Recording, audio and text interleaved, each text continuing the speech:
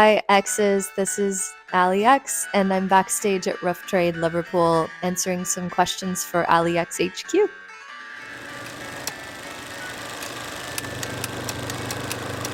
The first song might have been the seed of what became Is Anybody Out There?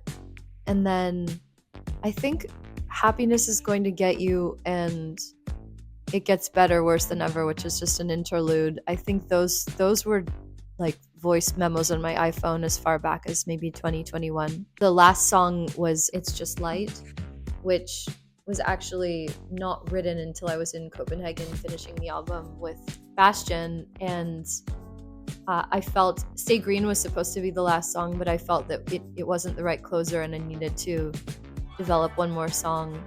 And that song's actually from the perspective of Infant Marie inside the cube, which is the only song on the album that's from her perspective.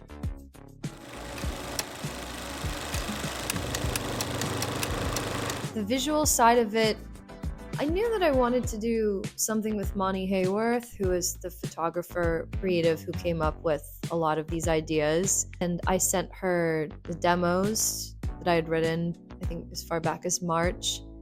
And yeah, she sort of had this vision of this one-woman show based on like maybe the Baroque sort of sounds that she was hearing, and then this idea of like time travel. And there's an actual article about this child prodigy named Infant Marie.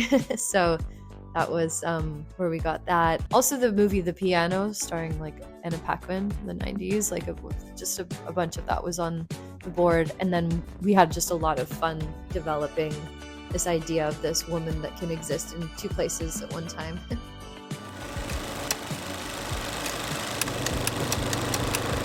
Yeah, it's a completely different album than Girl With No Face. And it feels like, I've been saying in interviews, because I've been getting this question a lot because it came so quickly and it's so different. I think it really was a result of releasing so much like anger and rage on Girl With No Face and creating this space for something else to appear. But I actually don't really know, of all my albums, this one feels the most like it just sort of plopped out of thin air, like Marie in the Cube. Like that's part of the reason why I did that imagery as well. It just sort of, I wasn't planning on writing that fast, but then it just kind of came, and it came quickly and it was flowing. So I just like let it arrive, I guess.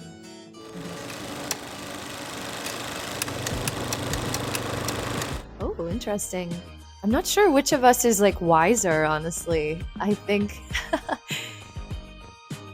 maybe one thing that I think is a flaw of mine is I take everything too seriously, and I think she does as well. She's like a very serious person. So like maybe my advice is like, it's not that serious, girl. Lighten up.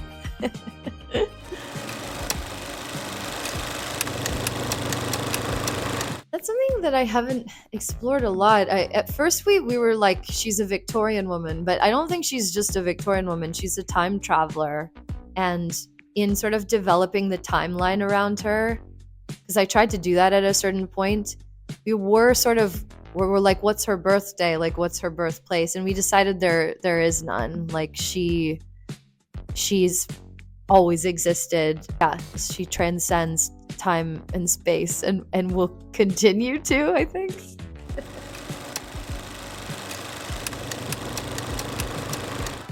I think I let the music really dictate when something is ready. And like I was saying, this album came really quickly. If I had felt that the music wasn't strong enough, I wouldn't have developed a visual language around it. I wouldn't have gone ahead and built a world and, invested all my time and money into this. So I think I have a really good gauge on when the music is there. Everything else can, when you have that, everything else can follow, when you really believe in the music.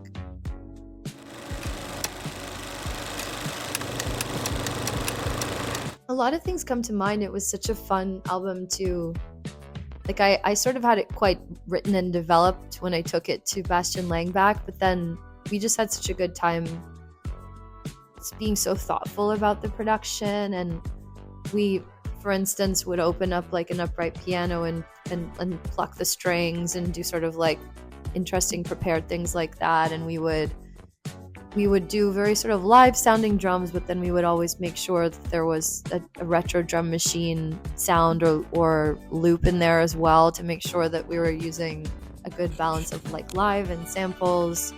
We tried to be I'm like such a maximalist with production, so on this one I really tried to be decisive about not layering too much.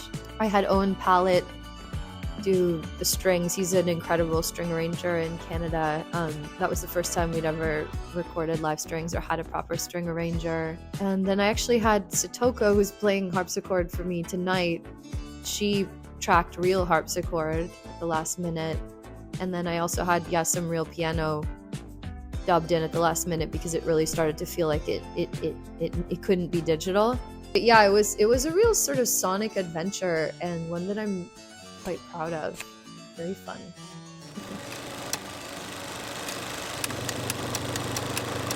Girl with No Face was my first real like production undertaking, and I tried to pick a style that didn't have too much groove, that was like quite on the grid, and that I knew I could do myself. Lo-fi 80s machines basically.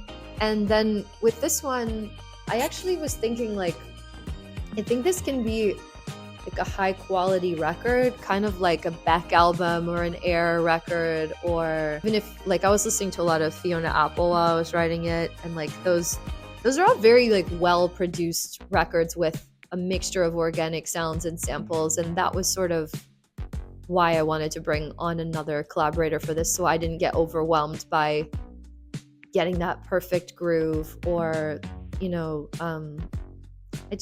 I wanted it to become like a fun collaboration, something that I wasn't overwhelmed by. But yeah, sonically quite different than Girl with No Face, which was on the grid, lo-fi, filled with technical errors that I thought worked in the favor of the record.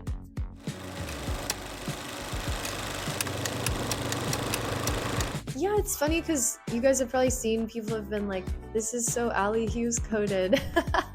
So in a way, writing all these songs at the piano and letting it be almost this like musical, I don't want to say musical theater journey, because it's not. It's kind of indie pop in a way, but it has this very theatrical sort of narrative side to it this time.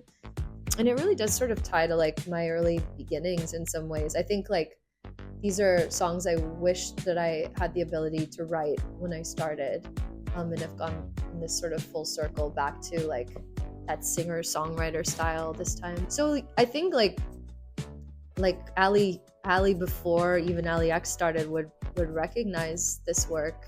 Yeah, and I think I feel just more confident and sort of realized as a writer now than I ever did on like the collection records, or I feel like I really started to find my voice as a record writer around Cape God, and then I really found it on Girl with No Face, and I felt the same this time, just that I could be pretty much alone and write a song confidently. My record, Happiness Is Going to Get You, is out today, and I'd like to thank all the fans and the HQ group so much for your support, and I hope you enjoy the record.